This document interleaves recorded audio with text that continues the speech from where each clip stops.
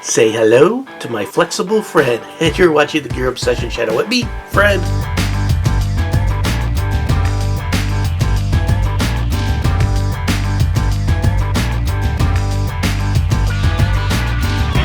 This pill or capsule shaped security camera is for both indoors and outdoors. It is weatherproof with a IP rating of 65. It has an internal battery so it can be operated wirelessly, or you could still connect the wire to it. The battery internally is 6,700 milliamp hours. When on the battery, you could expect a runtime of, I don't know, all depends on how much you're using it live streaming or how much it's detecting. But the manufacturer did at one point say that it could last as much as 2 months, but they sort of backed off on it. A lot of people's experience in heavy use is about 2 weeks on one charge. Now there are other cameras or security cameras like this on the market, but this one's kind of special for two reasons. Number one, it doesn't require a base unit. This will communicate directly with your Wi-Fi wireless router. The second thing is build quality. When you go to the store and you're going through the different things that they have on the displays, that's what I'm trying to say here, you'll feel this one, you go, wow, that's really solid, and then you'll go over to a product like the Arlo,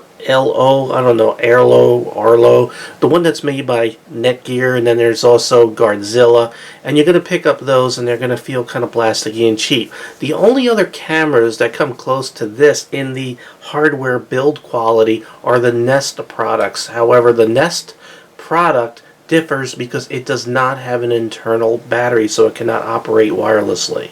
I'm going to go ahead and show you the unboxing experience while I run through the basic specs of this guy.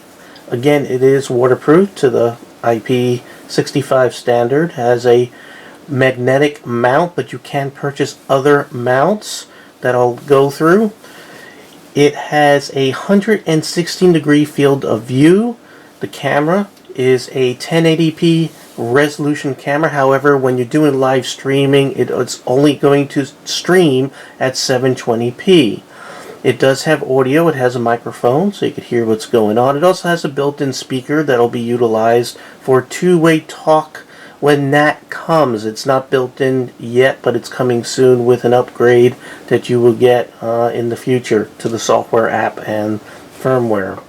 Has a motion sensor built in. It gives you motion related alerts. It has 3-axis accelerometer, ambient light, and PIR built into it. It's dual band Wi-Fi. A lot of products like this tend to only be 2.4 megahertz, but this also is 5 megahertz, and it's 802.11a, B, G, and N. It comes free with 24-hour event-based storage. However, if you do pay for membership, you can increase the amount of cloud storage on events and video up to 30 days.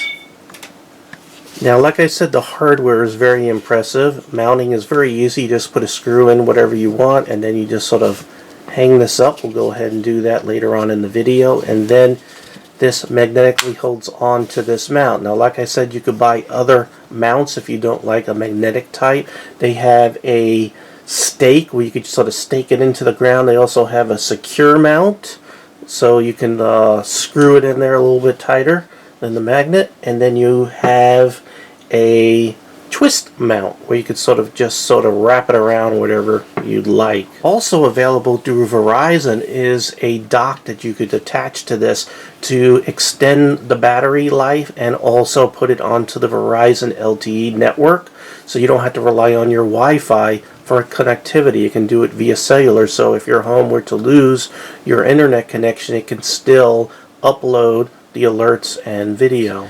It has a speaker on the top. You have the lens right here. I believe that's the microphone somewhere around here. And then you have your sensor, you know, your IR sensor. And then around here is an LED light. I'm going to go ahead and attach the magnetic cord, which is kind of cool. It doesn't matter which way it goes. I'll let you see what that light looks like. And that changes color depending on what's going on. I'm not going to get into too much detail because I don't want to make this drag on too long.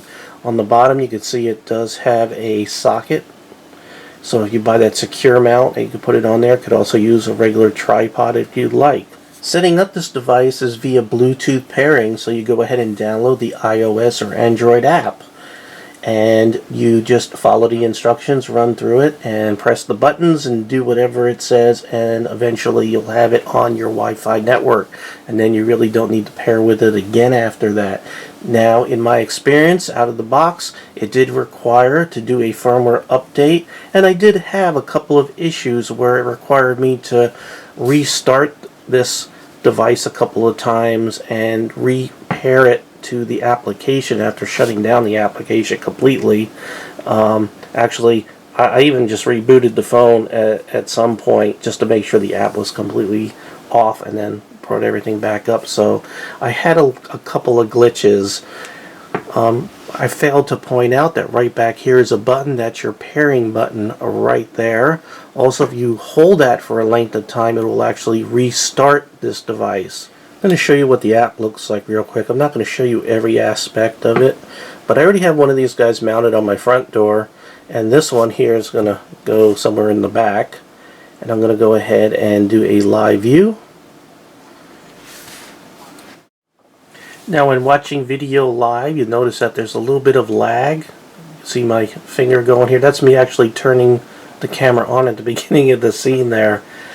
We could listen to the mic if I have my speakers on here.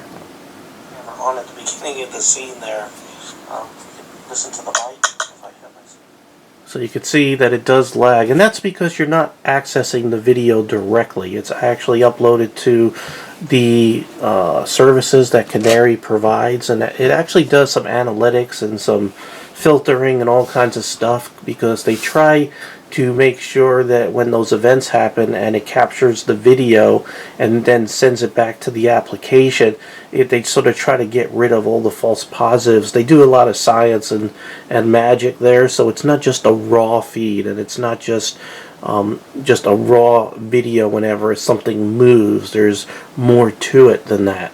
Now you could set this up to give you notifications, so whenever it goes from battery to power, or whenever it goes offline and comes online, it can do notifications where they'll show up on your pull down there on your Android notifications or whatever iOS has. Also, you could go into the timeline and sort of look at all the events between all your cameras. I'm going to go ahead and bring an event up just so you could see what it could capture. Like here's something this morning where it was just sort of walking around and testing it out.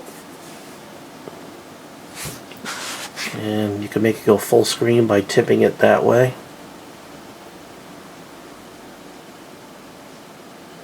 You can see walking around over there, just out of reach. Da-da-da-da, da-da, da-da-da-da, da-da-da-da. I can't play the real music because it's copyright, so you'll have to bear with me. So you can see it's pretty sensitive, and you could adjust the sensitivity. So if it's going off with a lot of false positives, you could sort of reduce the sensitivity within the application. One thing it doesn't have, which some of my other cameras do, is you could set areas where it will do motion detection and other areas where it doesn't. This you can't do that, and the reason why is because it uses a PIR sensor, sort of an infrared, so it senses body heat.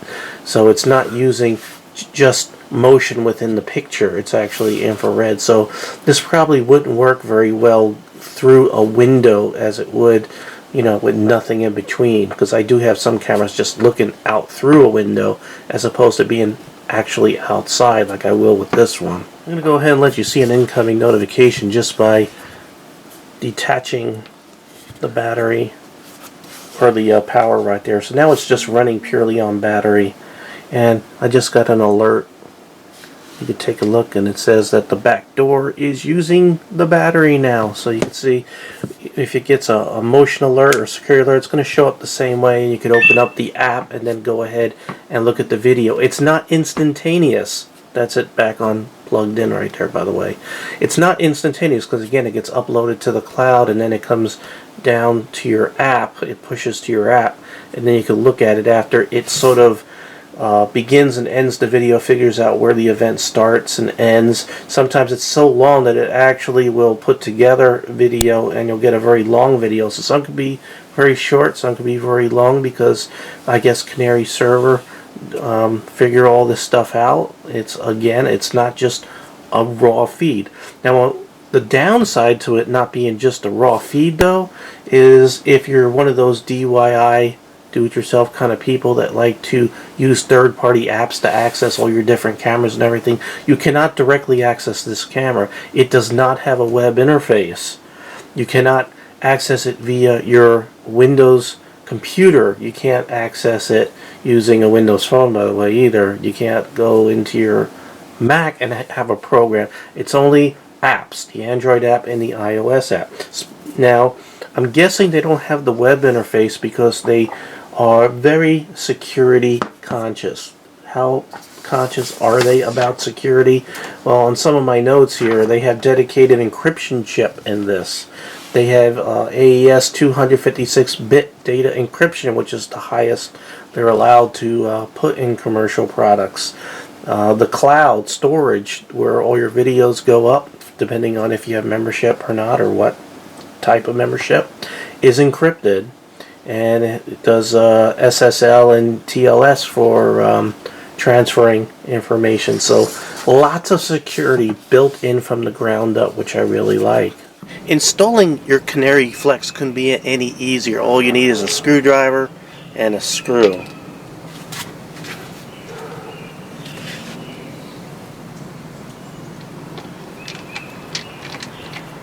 Then you take your mount,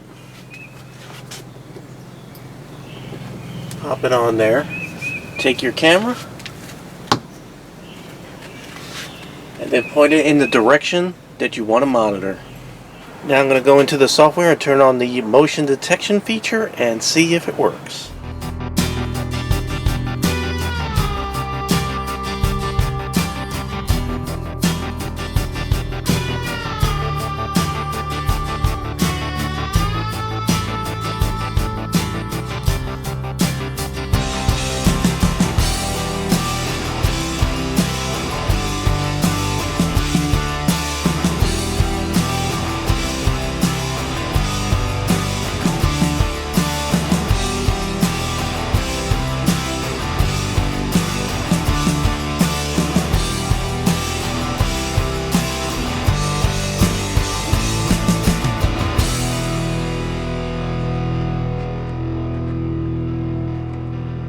Hello, I thought I'd let you see what the night view looks like.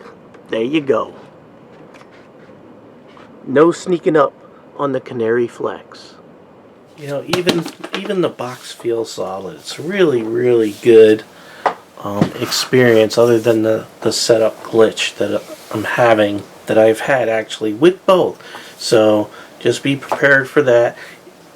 Maybe with the next upgrade of software that all goes away, because hey, there are problems with newer products, and they do get cleared up generally when the apps get upgraded, when firmware upgrades. By the time you're seeing this, it might have already been solved, but if it doesn't, remember, reboot, just restart it a couple of times by pressing and holding that button on the back, and totally closing, shutting down, stopping the app and restarting will get it. And that problem arises right after it gets done doing the firmware update, and you're trying to repairing the device, is where I had my issues with both. So I just want to be totally honest and upfront with you. I'm not trying to make a couple of bucks on you by through the affiliate link. I'm just sharing my open, honest opinion and experience and review with the Canary Flex. Once it's working, it's freaking awesome. It really is. So thank you very much for joining me here at the Gear Obsession channel. I really do appreciate every friend, viewer, subscriber, and especially you. And I hope you have a great day or evening. Take care. Bye.